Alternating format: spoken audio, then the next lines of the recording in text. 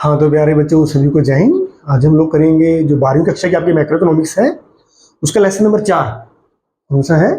National income and related aggregates.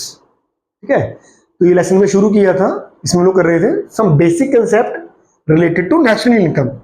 देखिए, अगर हमें नेशनल इनकम की गणना करनी है तो कुछ बेसिक कंसेप्ट हैं, उनके बारे में भी पता होना चाहिए। 3 टॉपिक्स हम कर चुके हैं। चौथा मेरे बेटे क्या है? ग्रॉस वर्सेज नेट कंसेप्ट, यानी सकल एवं निवल धारणाएं। देखिए बेटे, जो सकल होता है, ग्रोस वैल्यूज होती हैं, कहीं ना कहीं वो नेट से वो ब्रॉड है, थोड़ा बड़ी है। क्यों?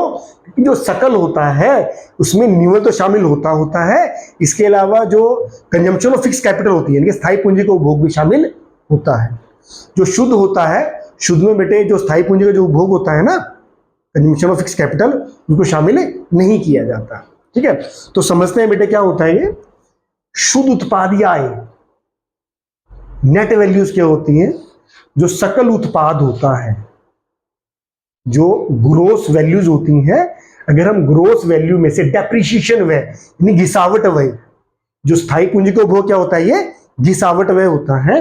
अगर हमें ग्रोस वैल्यू में से डेप्रिसिएशन कॉस्ट को माइनस कर देंगे तो क्या आ जाएगा आपका बेटे? शुद्ध उत्पाद आ जाएगा, नेट वैल्यू आ जाएगी, नेट इनकम आ जाती है। इसी प्रकार अगर हमने सकल की गणना करनी है, ग्रोस वैल्यू की गणना करनी है, तो जो आपकी नेट वैल्यू होती है ना, शुद्ध उत्पाद होता है, अगर हम उसमें जो कंजम्पशन ऑफ फिक्स कैपिटल है, यानी इसको घिसावट व्यय को जोड़ देंगे, यानी कि शुद्ध में घिसावट व्यय को जोड़ देने से क्या आ जाएगा? आपका सकल उत्पाद आ जाता है या ग्रोस वैल्यू आ जाती है। ठीक है, तो हम लोग बात करेंगे जो अचल पूंजी का उपभोग या मूल्यह्रास या घिसावट व्यय क्या होता है, यानी कंजम्पशन ऑफ फिक्स कैपिटल क्या होता है। देखिए, एक लेखा वर्ष में उत्पादन प्रक्रिया के दौरान कहीं ना कहीं जिस आप मशीनरी का प्रयोग करते हैं, जिस तकनीक का प्रयोग करते हैं, उसमें कहीं ना कहीं घिसावट होती रहती है, या जिस तकनीक का यूज करते हैं उसका अप्रचलन हो जाता है। ठीक है, या कोई दुर्घटनावश हानि हो जाती है। इसकी वजह से क्या होता है, जो मशीनरी का जो मूल्य होता है या जिस तरीके से आप उत्पादन करते हैं उसके मूल्य में कमी आ जाती है। तो जो अचल पूंजी है, इसके मूल्य में कमी आना ही क्या कहलाता है? घिसावट व्यय कहलाता है या स्थायी पूंजी का उपभोग कहलाता है। ठीक है, तो जो ये कंजम्पशन ऑफ फिक्स कैपिटल है बेटे, इसके 3 पार्ट हैं। पहला क्या? सामान्य टूट फूट, यानी कि नॉर्मल वियर एंड टियर। ये सामान्य टूट फूट क्या होती है? जैसा कि आप लोग जानते हैं, जब आप उत्पादन करने के लिए, किसी वस्तु का उत्पादन करने के लिए जब हम किसी मशीनरी का प्रयोग करते हैं तो कहीं ना कहीं उसमें टूट फूट होती रहती है, या मशीनरी पुरानी होती रहती है जिसमें घिसावट होती रहती है, तो घिसने की वजह से पुरानी होती रहती है।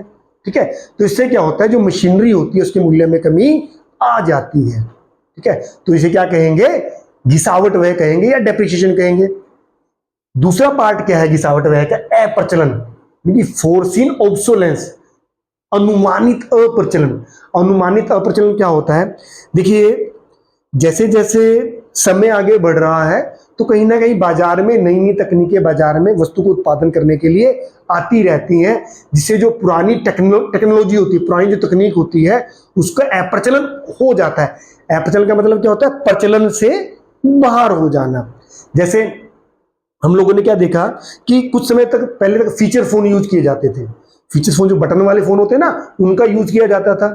ठीक है, तो उनका किसी दूसरी तकनीक से उत्पादन होता था। अगर वर्तमान में लोग देखते हैं तो जो एंड्रॉयड फोन है, बाजार में एंड्रॉयड फोन है, तो उसके लिए अलग टेक्नोलॉजी, अलग मशीनरी चाहिए होती है। बात समझ में आ रही है? तो कहीं ना कहीं जो वो तकनीक, पुरानी तकनीक थी, जो पुरानी मशीनरी थी, जो फीचर्स फोन का प्रोडक्शन करती थी, वो धीरे धीरे प्रचलन से बाहर हो रही है, उनका अप्रचलन हो रहा है। कहने का मतलब क्या है? उनके मूल्य में कमी आ रही है क्योंकि उनके द्वारा उत्पादित वस्तु की मांग घट रही है। जो एंड्रॉयड फोन है, जिस तकनीक से एंड्रॉयड फोन का प्रोडक्शन होता है, उसको उत्पादन, क्योंकि उनकी मांग बढ़ रही है, तो उन मशीनों का मूल्य बढ़ रहा है। पर जो मशीनें जो फीचर फोन प्रोडक्शन करते, जो फीचर फोन उत्पादन करती थी, उन मशीनों के मूल्य में कमी आ रही है। किसकी वजह से? क्योंकि उनके द्वारा उत्पादित वस्तु की मांग बाजार में घट रही है, क्योंकि वर्तमान में फीचर्स फोन लोग ना के बराबर यूज करते हैं।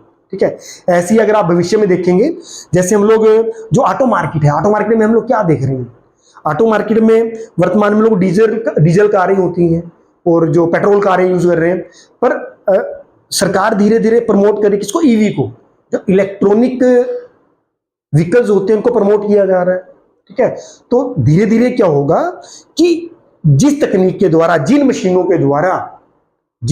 के द्वारा जो पेट्रोल की कारें और डीजल की कारों का प्रोडक्शन किया जाता है, धीरे धीरे उनके मूल्य में कमी आएगी। क्यों? क्योंकि डीजल कारों की और पेट्रोल कारों की मांग घटेगी। यदि मांग कब कम होगी? यदि जो इलेक्ट्रिकल कारें हैं, जो इलेक्ट्रिकल व्हीकल्स हैं, अगर उनकी मांग बढ़ती है तो इनके मूल्य में कमी आनी लाजमी है। आज की तारीख में तो नहीं है, पर धीरे धीरे अगर इलेक्ट्रॉनिक व्हीकल्स की अगर मांग बढ़ेगी ऑटो मार्केट में, तो कहीं ना कहीं वो मशीनरी जिनके द्वारा जो पेट्रोल कारें और डीजल कारों का प्रोडक्शन होता है, उनके मूल्य में कमी आएगी। इसलिए क्या कहते हैं? गिरावट व्यय कहेंगे। इसके अलावा मेरे बेटा दुर्घटनावश हानि, एक्सीडेंटल डैमेज होता है। कई बार क्या होता है कि आप प्रोडक्शन कर रहे होते हैं, एकदम से मान लीजिए फैक्ट्री में आग लग जाती है, या इसके अलावा कोई भी ऐसी घटना हो जाती है जिससे जो मशीनरी है वो खराब हो जाती है, उसका मूल्य उससे क्या हो जाता है? घट जाता है, कम हो जाता है। जैसे मान लें आग लग गई, चोरी हो गई, या बाढ़ भूकंप आ गया, इसको बोलते हैं एक्सीडेंटल लॉस, एक्सीडेंटल डैमेज, जिससे क्या होता है जो उस मशीनरी का मूल्य क्या हो जाता है? वो कम हो जाता है। इसीलिए क्या कहेंगे बेटे हम लोग? गिरावट व्यय कहेंगे। ठीक है बेटा। तो बेटे बड़ा आसान सा टॉपिक है। उम्मीद है मेरे बेटे जो सकल और जो न्यूअल नेट कंसेप्ट है इनको आप समझ गए होंगे। इसके अलावा गिरावट व्यय भी आपको समझ में आ गया होगा। जो 3 पार्ट हैं इसके, ये भी समझ में आ गए होंगे बेटे। अगर बेटे नहीं समझ में आया तो 1-2 बार देखेंगे तो आसानी समझ में आ जाएंगे, बड़े आसान से। ठीक है बेटा। Thank you very much.